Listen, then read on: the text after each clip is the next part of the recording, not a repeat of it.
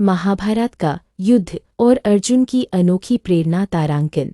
महाभारत के युद्ध में अर्जुन के सामने एक बड़ी चुनौती थी। जब वह अपने रथ पर सवार होकर युद्ध भूमि में पहुंचे तो उन्होंने अपने सामने अपने परिवार के सदस्यों और प्रियजनों को देखा। अर्जुन के मन में एक बड़ा संघर्ष था और वह युद्ध करने से हिचकिचाने लगे।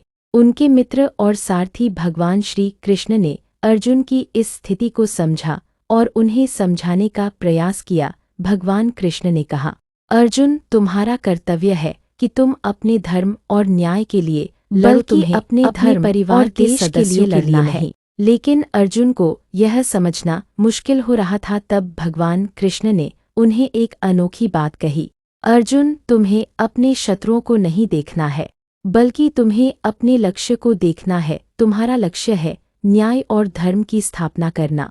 भगवान कृष्ण के इन शब्दों ने अर्जुन के मन में एक नई प्रेरणा भर दी। उन्होंने अपने लक्ष्य को ध्यान में रखते हुए युद्ध करने का निर्णय किया और महाभारत के युद्ध में विजय प्राप्त की।